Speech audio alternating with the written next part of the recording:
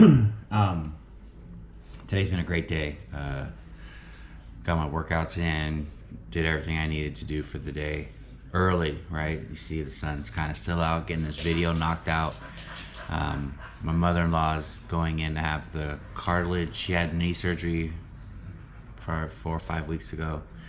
Now they're going back in to break the cartilage back up. So if you get a chance, pray for her a little bit. She needs it. She's a little nervous, because she was down for so long the first time they did it. Now they got to go back in and kind of fix some stuff. So my wife's with her right now, out in Napa at the hospital, getting ready to do another surgery, and then she'll take her to my brother-in-law's house, and they'll kind of tend to her for a few weeks. So but yeah, outside of that, man, everything is good. Got to talk to some business partners today and work on some contracts with some people, and everything's looking up, and that's an amazing thing, right? Because I'm a firm believer, when you do the right thing for the right reason, good things come your way. And so we have some nice, healthy looking contracts coming our way as a result of us just being faithful and doing the next right thing, and not trying to manipulate the system or make things go our way, or even lie, cheat, and steal to get more. And yeah, it gets hard at times, and it gets a little scary when your house is dropped from 20 something guys down to the low teens, right? And you're like, I don't even have enough guys to pay my mortgages here. So the things are looking up, and we're excited about our present situation moving forward. So that's good. Today I posted just get 1% better every day, right? Get 1% better. I don't know about you, man. So in the recovery literature, it talks about recovery is an uphill journey, right? And anybody knows like what it looks like to ride uphill, right? You have to turn your gears all the way up, and you're pedaling, and it feels like you're not getting anywhere, right? But because you can pedal so easily, the bike keeps moving the direction it needs to go. But what ends up happening is if you stop pedaling, you end up rolling back down, and you roll back down for 10 times as fast as you rolled up, right? And kind of my thought process is there's no such thing as staying the same, right? We're either getting better or we're getting worse, mostly because we suffer from a disease that is progressive, right? So if my disease is constantly growing, then that means that my recovery and my faith and my spiritual journey have to progressively keep growing. And if they don't, then the disease is gaining ground on where I am, and it starts to create loopholes that it can work into getting me, right? And my sponsor used to always compare the disease to like that whack-a-mole game, right? And so like when you start dealing with one area of your life, you got to whack the mole, and then it pops up in another area, you got to whack it again, and it keeps popping up, right? And what ends up happening is like when I stop doing the process of recovery, and I stop, connecting with my God, and I stop, being faithful, and those things that I'm used to doing start to change, right? And fear begins to creep in, and hostility and anger and all these emotions that I've worked to release begin to start to find a foothold back into my system, right? And start to work into my spirit, into my brain, and start to cause me to do things that I wouldn't normally do if I was doing the things that brought health to my life, right? Kind of like eating, right? Eating good. If I stop eating good and I stop working out, I'm going to start to gain weight again, right? And I'm going to start to retain water, and I'm going to start to go in the wrong direction, right? Blood pressure starts going up. Visceral fat starts to increase again. And I don't know about you, man, but I don't like that stuff, right? I like the way with as much as I'm working out and as much as I'm doing, and it really is as little as I'm eating, because I'm at a caloric deficit, and I'm counting macros, and I'm paying attention to everything I put in my body. I'm still getting stronger, and I feel good. My joints don't hurt, my bones don't hurt, my body doesn't hurt. I'm not waking up sore and groggy. Like when I wake up in the morning, even though it's at 2:30, I'm feeling like alive and ready to attack the world. And so the idea is just get 1% better, right? If there's something that I can work on every day, right? So in our literature, it says recovery is an active change in ideas and attitudes. And one of the questions I used to always ask my guys is, what attitude and what idea are you working on right now, right? Because if we're not working on something, then we're not in the process of recovery, right? We're going backwards, we're going in the wrong direction. And the reality is, like, I need to constantly be progressing, right? I need to be constantly moving forward. Wes Watson says every day you should wake up and work on something to get you to become the man that you dreamed of being, right? I want to become the man that I've always needed, right, in my life. And because somebody else needs that man too. And so like, what am I doing to get there, right? Am I right? So sometimes it's after my 2 workouts, I still knock out 50 burpees, right? Or 100 burpees, or 50 push-ups, or 100 push-ups, right? Extra stuff, right? I go for a walk, or I go for a run, or I read an extra book or an extra few pages, right? Ed Milet has the thing, just one more, right? One more rep, one more page, one more mile, one more of anything every day, right? Because that's what progresses us to move forward. It's what makes us better. Even reading one more Bible verse, one more prayer, right? One more God's will, following God's will, His call, right? All those things. And it's like, what are you doing to improve, right? To not stay the same as you were yesterday. I used to tell my kids, man, just study 5 more minutes, right? Just write it one more time, right? Do what you got to do. Play catch just a little bit longer, right? Do what you got to do to get better. And so the question boils down to is like, what am I doing to get better, right? I'm constantly tracking my macros, and I've been watching more videos of kind of how people are doing this, and picking up some things and some understandings, and trying to move in a direction that only excels my life, right? Trying to find workout partners, creating space to get people to be motivated to come with me, or to work out, or to do something, right? Like motivating my wife, right? Because at the end of the day, man, my wife asked me to lead her, right? Lead me, she said. Lead me, and I will follow. And what am I going to do? Be a chump and be like, oh, no, I can't do that. No, man, I'm going to lead my wife. I'm going to lead my family.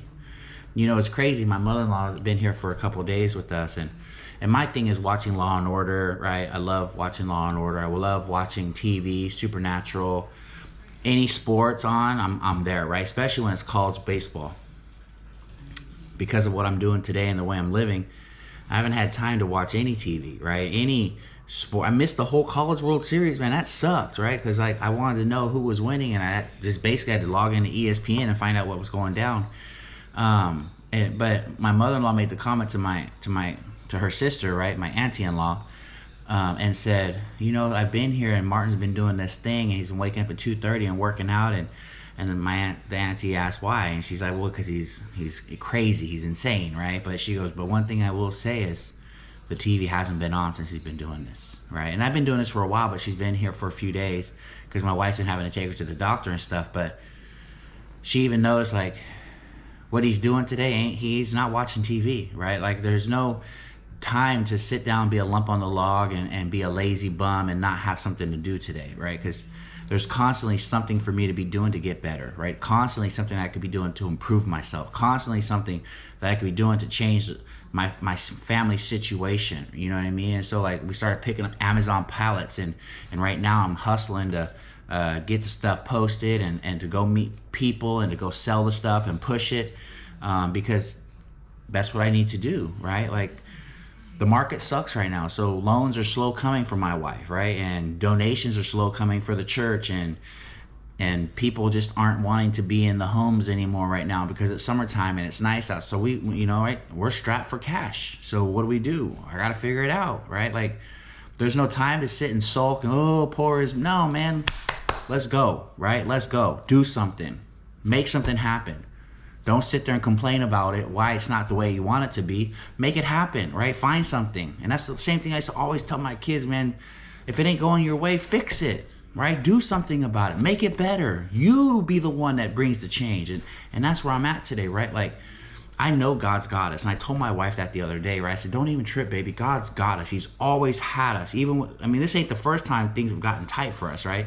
And I told her, I said, God's got us. He always has. And she goes, I know. But it just always seems to get a little harder every time, right? And I used to always tell her it'll get easier every time it happens. It gets easier because we already know. And it's like, but there's more at stake, right? There's more here, right? We own 3 homes, and if we don't make the mortgages, we lose those homes, right? So there's more to lose today. So that's why the fear gets greater for her, because there's more to lose, and just means I got to work that much harder, right? Wes Watson, in one of his videos, says a man accepts responsibility for his family. He accepts responsibility. And you stop being a man when you stop accepting responsibility. He says, don't make no excuse that San Diego's too expensive. He goes, you get out there and you figure it out. You make it happen, right? I'm not going to complain that Stockton or the world inflation is too high, right? Joe Biden has caused inflation to go too high. So all of a sudden now we can't afford to live. Man, we need to make it happen. Make it happen. No excuses. No excuses, right? You suit up and you show up. Whatever you got to do. And the same thing happened during COVID, right? My wife, we had this period where we didn't know what was going to happen to the market. The world was shutting down. My wife started to trip a little bit because if we can't pay our bills, what are we going to do, right? And I said, baby, I got you. I got you. And she's like, what are you going to do? I said, I'm going to go get a job. The world was shut down. What'd I do? Jumped out there to FedEx and started delivering packages. People kept ordering like crazy. So I had a job, right? It was guaranteed work. And I'm in there grinding every day, right? Trying to bring home some cash for her. Well, I do the same thing now, right? I get better every day. Every day there's something more that has to be done. You know, that doesn't mean that you add more to your plate. But what that does mean is that I get better at what I'm doing. I become more proficient. I move in a direction that makes it more succinct, right? Like get better at these videos one day, 1% at a time, right? Post this little, add this little thing to it. Clean this up, do this, do that, boom, boom, boom. Slow down on your meditations when you're recording them in the morning. Make sure that you get them done before you go work out, right? Like there's something that can be done constantly. And the question I want to ask everybody else is, what are you doing every day to get better, right? Are you just settling for where you are right now thinking it's good enough, right? This ain't good enough for me, right? I'm sorry, it's not.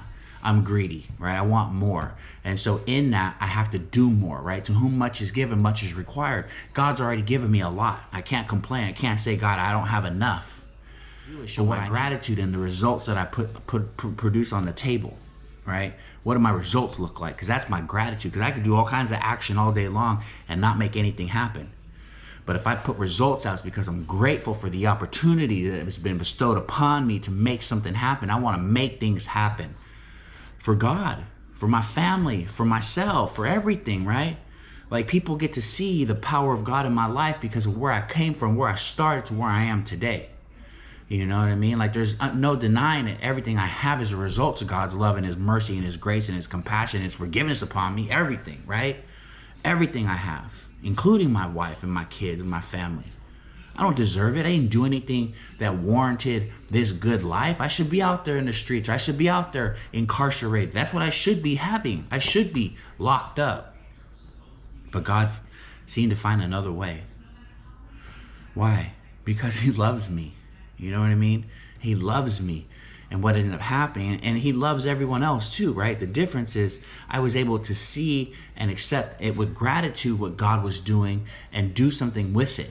Take advantage of the opportunity in front of me. That's what I ask the guys in my homes all the time. What are you doing with this opportunity that you got? What are you doing right now in these 90 days that you have free because the state's paying for it with this opportunity to make your life different? Or you just happy to be off the streets and out of jail and just sleeping on my beds and everything, right? What are you doing with the opportunity, man? Make something of yourself in these 90 days so that when you get out or when you continue living here, there's a springboard for you to launch off of. I've wasted a lot of opportunities, so I understand. I've wasted a lot. I went to college and just worked to get C's. I didn't take advantage of it. Now I got to ask another man to help me, right? Help me mold my craft. Help me become better at what I'm supposed to be already knowing how to do. I'm behind the ball, behind the 8 ball on this.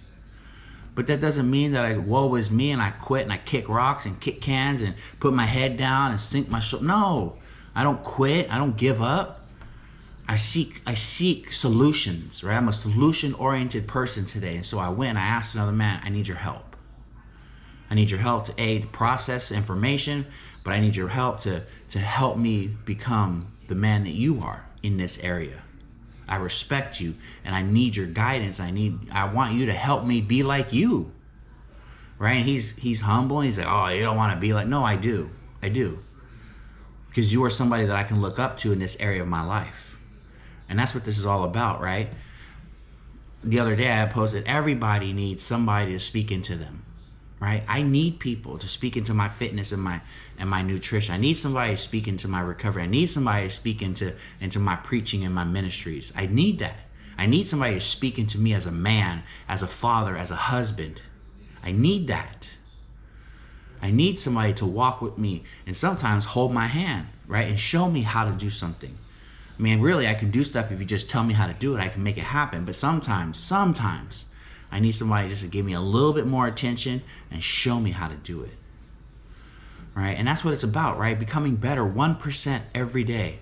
Not settling for where I'm at, not settling for what I have, not settling for it just being the way it is. No, never.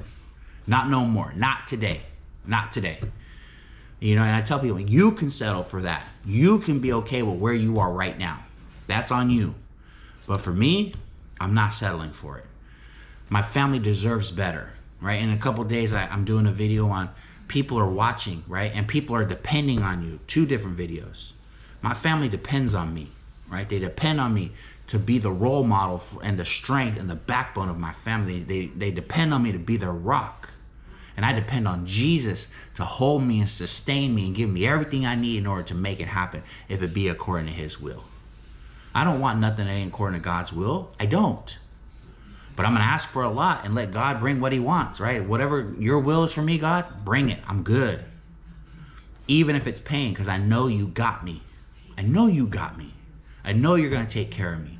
I know things are going to get a little out of control, and at least in my mind, out of control, because I forget about you sometimes, right? When I was doing the sermon on Ezekiel 22:30, there's a line in one of the earlier verses, like verse 10, it says, and you forgot about me, right? And God is talking to the Israelites. You forgot about me. And I forget about God sometimes. I do. I don't know if you do, but I do. I forget about him, and I start to run this as if I'm in control of my world. And the reality is, man, God kindly reminds me he's in control. He's in control, not me, right? It reminds me. He reminds me again by letting me know he can take things away. So I want to get better every day. Every day I want to be better, right? And I hope you do too. Just 1%. It doesn't have to be a lot. It's just doing one thing differently than I did the day before. So if I can encourage anybody, just get better today, right? And if nobody's told you that, God loves you, and so do I. I hope you have a great day, and God bless you.